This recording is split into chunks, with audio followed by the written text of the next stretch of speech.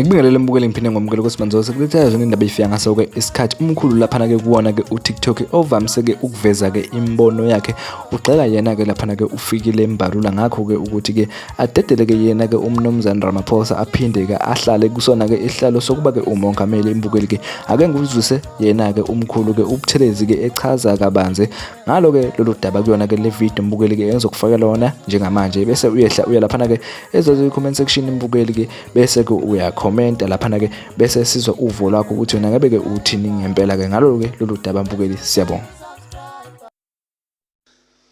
Sanibonani eNingizimu Afrika. Ngabe niqaphelile noba futhi ukuthi umongameli okhona inquma akayithathayo ziholele ekuthenini ngempela njengoba abaningi bekusho kube ukuthi akuphuma imphefumulo eminingi.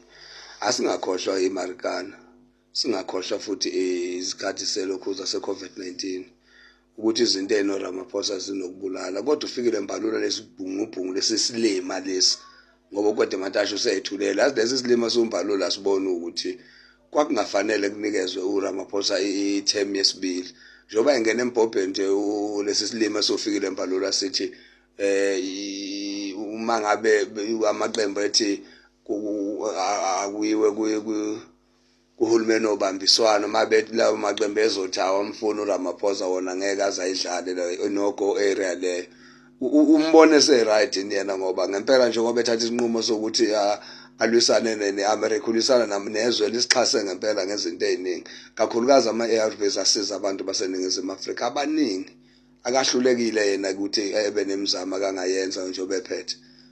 uyabona manje uthumela amasosha eDRC abantu bayafa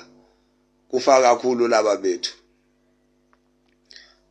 kahle yini ehlanganiselo ukuqala nje isinqumo sakhe sokuhlangana nabelungu sinqumo siphi bebe azi ukuthi ubesolwa vele ngokuthi uyimpimpi yabelungu uRamaphosa nofikile embalula ikuphi lokho kubabanga ukuthi ebengaboni ukuthi iANC yaphela nezwe leNingizimu Afrika liyaphela nyanga ezandleni kaRamaphosa bafuna kuze kufa abantu abangakuze babone ukuthi nabo behlale phansi noRamaphosa bemtshela ukuthi shenxa ke sibone ezinye izandla ngoba ekugcineni yonke imini ikhomba wena ayinona ufikile embalula lo nithi nani ANC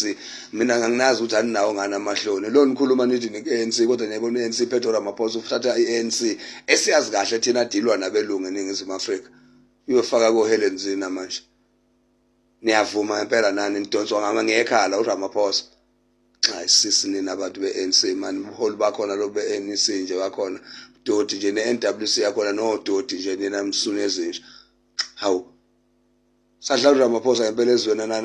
na sadlala uRamaphosa nje ezweni neyibanfuse kani nina man hawu akufuneki politics phela lafuna nje ukuthola uRamaphosa a step aside qhubeka noma uPaul Mashatile awuhlangana neMK lapha khishwe labelungu babekwe lo MK ilungile kulide noma uPaul Mashatile ke ukuhlanganisa wena MK neANC kukhona mhlawumbe okungaphuma ngoba iMK inabantu noPaul Mashatile noBanyaza leSofa abantu abaziyo ngomuntu omnyama xa isikhiphele Ramaphosa nina man ningazonyanyisa nina man aha